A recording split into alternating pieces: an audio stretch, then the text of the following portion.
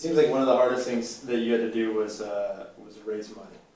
And you talked about going through Cincinnati and all that stuff. And a quote that I've heard is money has faces. Where a lot of times you try to raise money and you get the money, but unfortunately there's a face attached with that and some strings attached with that. Who were some of your investors, and how did you manage those relationships? Okay, there was a guy named Alan Feinberg who helped introduce me to a lot of Wall Street people. And I really liked Alan a lot.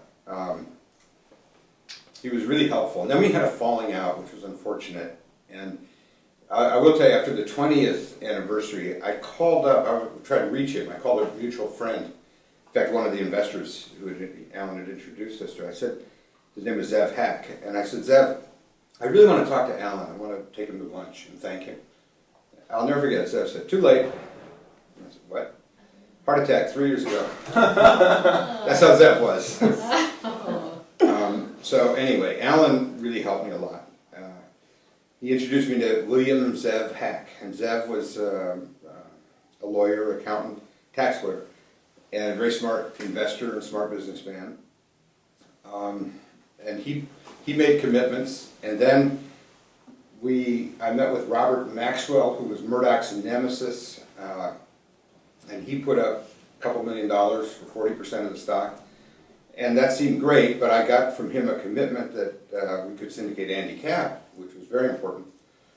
And so that was exciting. You know, we had money right off the bat, and then I just put it in a bank.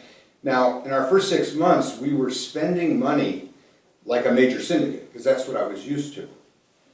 And we were losing. I remember just yelling and screaming because we could not get accurate financials. That's why I love Melissa Lynn so much, because she always gives us accurate financials. But when you don't have them, it's like driving a car and you don't know what your gas gauge is, and you're always guessing. And Maxwell had insisted we use an accounting firm, I think it was Coopers and Lybrand. So I wrote to Coopers and Lybrand, I said, look, you guys need to tell me, come in and do the books and tell me, give me accurate financials. And they said, we don't do that, we audit your financials. So I had a meeting with the partner, and we had lunch, and I said, look, that is useless to me. That doesn't do me any good at all. And he said, all right, look, my best friend from USC just went through a divorce, and he's starting his own consulting accounting firm. He's really good. How about I send him in? So his name was Mike Santiago. He came in. He used to come in 2 or 3 days a week. It took him a while to figure out how we were doing, and I'll never forget, he came in and said to me, he used to call me Chief. He'd say, well, Chief, I hate to say it, but we're losing $25,000 a week in a business with an average sale of $12 a week. I said, whoa. So we had a general manager at the time, and we had burned through, I had raised $2 million, and we had burned through almost $1 million.